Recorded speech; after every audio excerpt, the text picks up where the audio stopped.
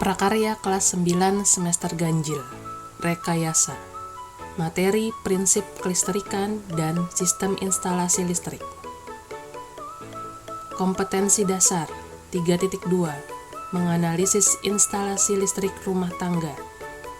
Tujuan pembelajaran 1. Mengidentifikasi bahan alam, alat, teknik, dan proses pembuatan instalasi listrik sederhana di daerah setempat dan daerah lain. A. Wawasan kelistrikan. Listrik merupakan teknologi mutakhir yang ditemukan manusia. Dengan adanya listrik, jarak dan waktu menjadi terasa dekat. Listrik menjangkau semua lapisan masyarakat, baik di kota maupun desa. Meskipun demikian, di Indonesia masih terdapat daerah pedalaman yang tidak terjamah oleh listrik. Hal demikian dikarenakan budaya masyarakatnya yang ingin mempertahankan tradisi nenek moyang. Dalam melakukan kegiatan sehari-hari, kita tentu tidak dengan mudah terlepas dari benda-benda elektronik yang digerakkan oleh listrik. Sebagai ilustrasi, di era sekarang, ketika ingin menghubungi seseorang, kita membutuhkan handphone. Namun jika kondisi handphone habis baterainya dan tidak ada sumber arus listrik, maka kegiatan yang semacam itu tidak dapat berjalan.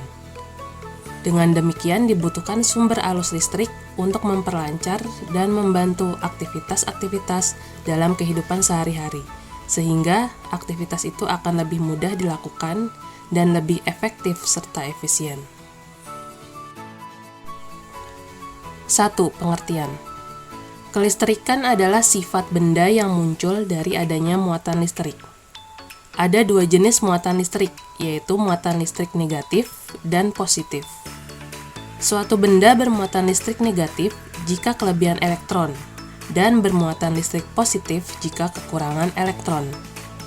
Secara alami, muatan listrik positif selalu mengalir dari titik berpotensial tinggi ke titik berpotensial rendah.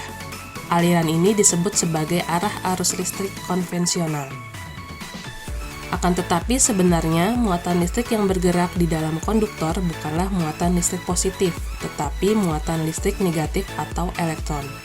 Dan arah aliran elektron berlawanan dengan arah aliran muatan positif. 2. Jenis dan manfaat. Arus listrik adalah mengalirnya elektron secara kontinu pada konduktor akibat perbedaan jumlah elektron pada beberapa lokasi yang jumlah elektronnya tidak sama. Arus listrik dibagi menjadi dua jenis, yaitu 1. Listrik arus searah atau DC, direct current, adalah arus listrik yang arahnya tetap. 2. Listrik arus bolak-balik atau AC, alternating current, adalah arus yang besar dan arahnya selalu berubah-ubah. Dalam listrik, muatan menghasilkan medan elektromagnetik yang dilakukan ke muatan lainnya.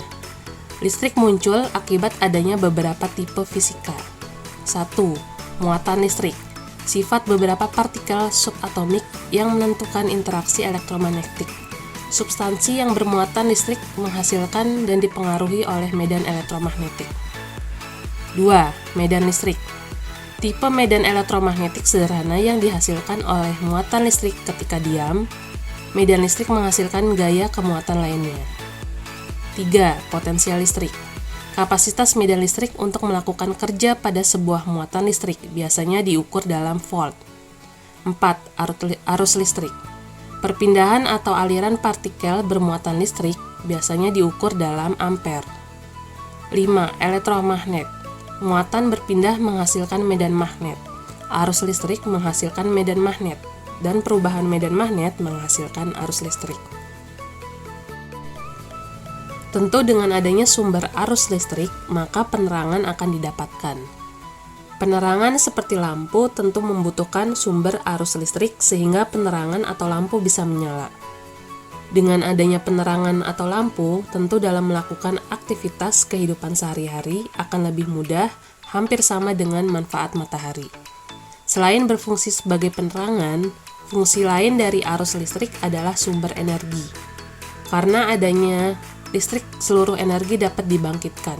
Oleh karena itu, listrik sangat penting bagi kehidupan sehari-hari, apalagi untuk menunjang aktivitas manusia. Perkembangan yang luar biasa cepat pada teknologi listrik mengubah industri dan masyarakat.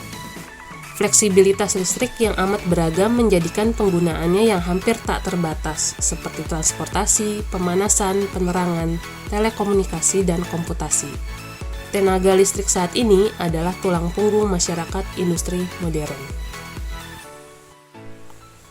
Pembangkit listrik adalah suatu alat yang dapat membangkitkan dan memproduksi tegangan listrik dengan cara mengubah suatu energi tertentu menjadi energi listrik. Beberapa contoh jenis pembangkit tenaga listrik adalah PLTA, PLTU, PLTN, PLTS, dan lainnya. PLTA, pembangkit listrik tenaga air. Pembangkit listrik tenaga air adalah pembangkit yang mengandalkan energi potensial dan kinetik dari air untuk menghasilkan energi listrik. Energi listrik yang dibangkitkan ini biasa disebut sebagai hidroelektrik. Bentuk utama dari pembangkit listrik jenis ini adalah generator yang dihubungkan ke turbin yang digerakkan oleh tenaga kinetik dari air. Namun secara luas, pembangkit listrik tenaga air tidak hanya terbatas pada air dari sebuah waduk atau air terjun, melainkan juga meliputi pembangkit listrik yang menggunakan tenaga air dalam bentuk lain, seperti tenaga ombak. Hidroelektrisitas adalah sumber energi terbaharui.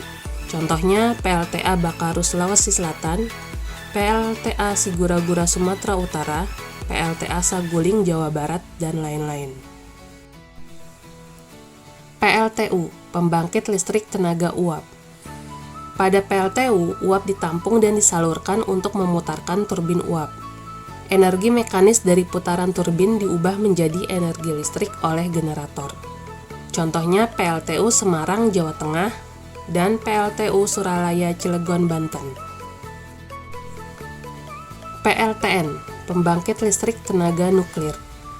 Pembangkit listrik ini menggunakan energi uap yang dihasilkan oleh reaktor nuklir untuk memutarkan turbin uap. Dari turbin inilah energi mekanis diubah menjadi energi listrik. Contohnya PLTN di Jepang dan OBNI NKS di Uni Soviet. Pembangkit listrik tenaga surya atau PLTS. Pembangkit ini menggunakan cahaya matahari sebagai energi utama. Energi dari cahaya matahari dapat langsung diubah menjadi energi listrik. Pembangkit listrik tenaga angin.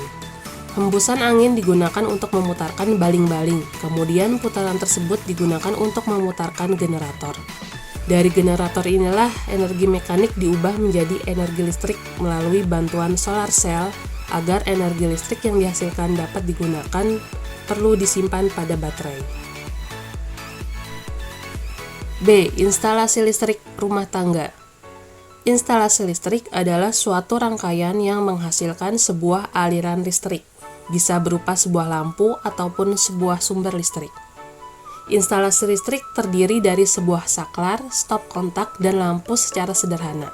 Input saklar dapat sumber fasa, kemudian outputnya menuju ke beban di mana beban itu adalah lampu, dan harus ada kabel netral di lampu, sehingga lampu tersebut akan menyala apabila saklar di-on-kan. 1. Komponen instalasi listrik. Beberapa peralatan listrik terpasang di rumah-rumah tinggal seperti saklar, stop kontak, steker, sekering, dan lain-lain. Berikut fungsi dan jenis peralatan listrik secara umum. A. Bargenzer. Bargenzer merupakan alat yang berfungsi sebagai pembatas daya listrik yang masuk ke rumah tinggal dan juga berfungsi sebagai pengukur jumlah daya listrik yang digunakan di rumah tinggal tersebut. Ada beberapa batasan daya yang dikeluarkan oleh PLN untuk dikonsumsi, yaitu 220 volt ampere, 450 volt ampere, 900 volt ampere, 1300 volt ampere, dan 2200 volt ampere. Bargenzer memiliki 3 bagian utama, yaitu MCB, Miniature Circuit Breaker, berfungsi untuk memutuskan aliran daya listrik secara otomatis jika daya yang dihantarkan melebihi nilai batasannya. MCB bersifat on atau off dan juga berfungsi sebagai saklar utama dalam rumah. Jika MCB Bargenzer ini dalam kondisi off, maka seluruh aliran listrik dalam rumah akan terhenti, Saklar ini biasanya dimatikan pada saat akan dilakukan perbaikan instalasi listrik di rumah. Meter listrik atau kWh meter. Alat ini berfungsi untuk mengukur besaran daya yang digunakan oleh rumah tinggal tersebut dalam satuan kWh atau kilowatt-hour. Pada Bargenser, meter listrik berwujud deretan angka secara analog ataupun digital yang akan berubah sesuai penggunaan daya listrik. Spin control merupakan alat kontrol penggunaan daya dalam rumah tinggal dan akan selalu berputar selama ada daya listrik yang digunakan. Perputaran spin control akan semakin cepat jika daya listrik yang digunakan juga semakin besar. Sebaliknya akan melambat jika daya listrik yang digunakan juga berkurang atau sedikit. Pada kanal output Bargenser biasanya terdapat 3 kabel, yaitu kabel fasa, kabel netral, dan kabel ground yang dihubungkan ke tanah. Listrik dari PLN harus dihubungkan dengan Bargenser terlebih dahulu sebelum masuk ke instalasi listrik rumah tinggal. B. Pengaman listrik. Instalasi listrik rumah tinggal pun membutuhkan pengaman yang berfungsi untuk memutuskan rangkaian listrik apabila terjadi gangguan pada instalasi listrik rumah tangga, seperti gangguan hubungan arus pendek atau short circuit atau korsleting. Terdapat 2 jenis pengaman listrik pada instalasi listrik rumah tinggal, yaitu pengaman lebur biasa atau biasa disebut sekering. Alat pengaman ini bekerja memutuskan rangkaian listrik dengan cara meleburkan kawat yang ditempatkan pada suatu tabung apabila kawat tersebut dialiri arus listrik dengan ukuran tertentu.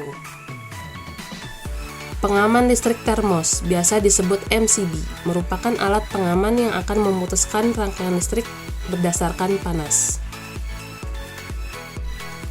C. Saklar. Saklar atau switch merupakan komponen instalasi listrik yang berfungsi untuk menyambung atau memutuskan aliran listrik pada suatu penghantar. Berdasarkan tempat dan pemasangannya, saklar dapat dibedakan menjadi saklar in-bow, saklar yang ditanam di dalam tembok; saklar out-bow, saklar yang dipasang pada permukaan tembok.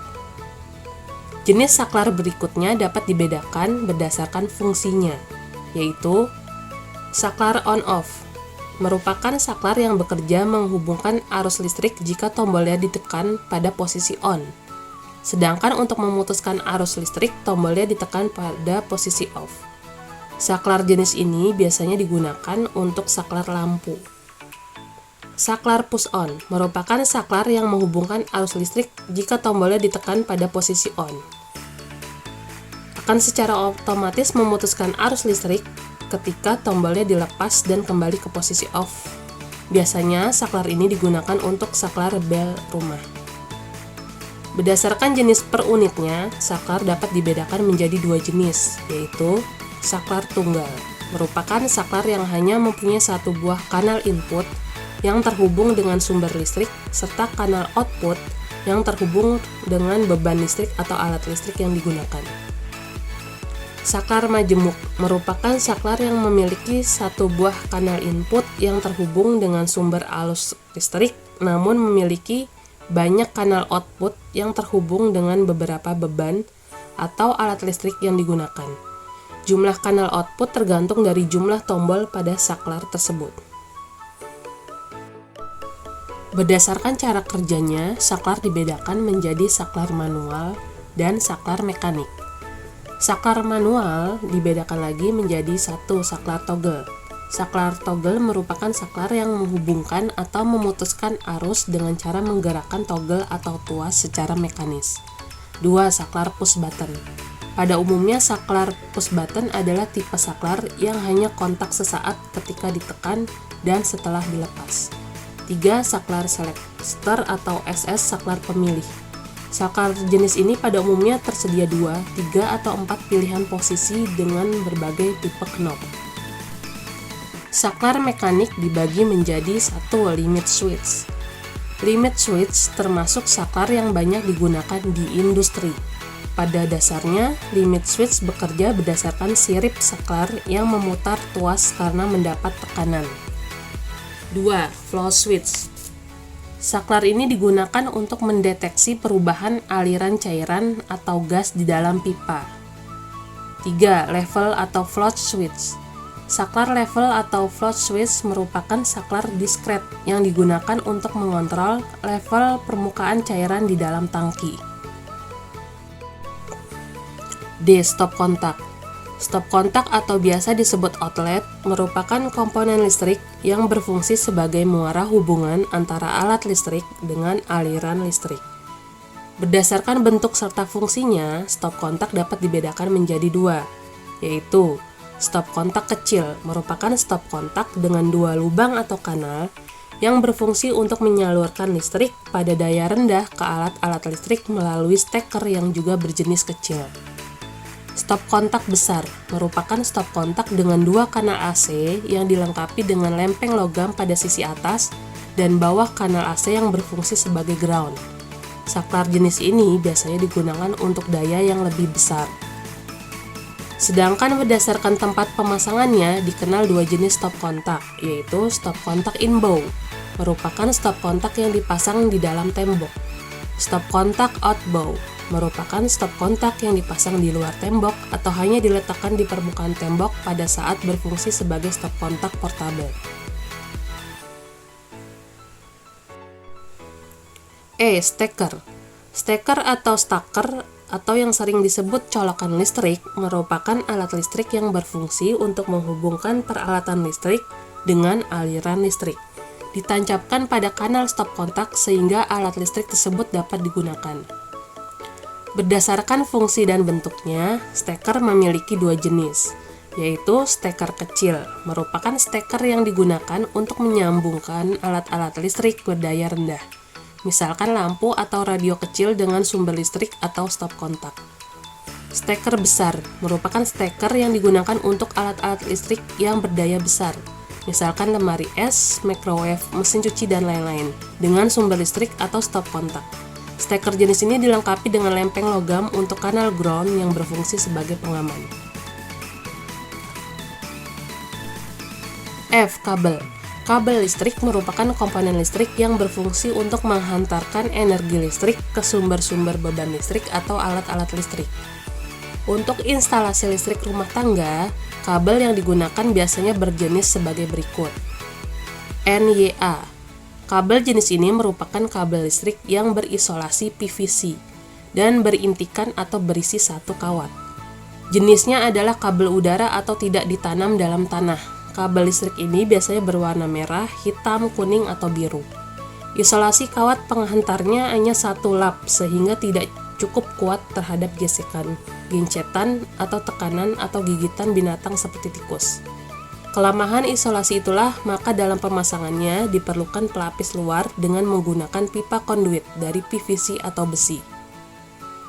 NYM merupakan kabel listrik yang berisolasi PVC dan berintikan kawat lebih dari satu. Ada yang 2, 3, atau 4. Jenis kabel udara dengan warna isolasi luar biasanya putih dan warna isolasi bagian dalam beragam. Isolasi rangkap inilah maka kabel NYM ini relatif lebih kuat terhadap gesekan atau gencetan atau tekanan. NYY. Kabel listrik jenis ini merupakan kabel berisolasi PVC berintikan 2, 3, atau 4 dengan warna isolasi luarnya hitam. Jenis kabel tanah sehingga tahan terhadap air dan gencetan atau tekanan. NYMHYO. Kabel jenis ini merupakan kabel serabut dengan dua buah inti yang terdiri dari dua warna. Kabel jenis ini biasanya digunakan pada loudspeaker sound system, lampu-lampu berdaya kecil sampai sedang. Alat-alat untuk instalasi listrik. Test pen. Test pen merupakan alat bantu pengukuran sederhana. Test pen digunakan untuk mengetahui apakah suatu penghantar listrik, kabel atau kawat memiliki tegangan listrik. Di dalam test pen terdapat lampu petunjuk atau indikator yang akan memberikan tanda. Apabila menyala, maka pada bagian sumber terdapat tegangan. Sebaliknya, apabila tidak menyala, maka pada bagian sumber tidak terdapat tegangan. Solder. Solder merupakan alat bantu dalam merakit atau membongkar rangkaian elektronika pada rangkaian yang terdapat pada papan PCB. Solder merupakan alat elektronika yang mengubah energi listrik menjadi energi panas. Solder banyak jenis dan beragam bentuknya. Pada umumnya berbentuk seperti pistol dan lurus dengan mata solder di ujung yang berbentuk lancip dan dilengkapi tombol pengatur suhu ukuran tinggi rendahnya panas yang dihasilkan untuk membuat kawat timah mencair agar dapat melepaskan atau menyatukan kaki-kaki komponen pada papan PCB. C. Penggaris siku.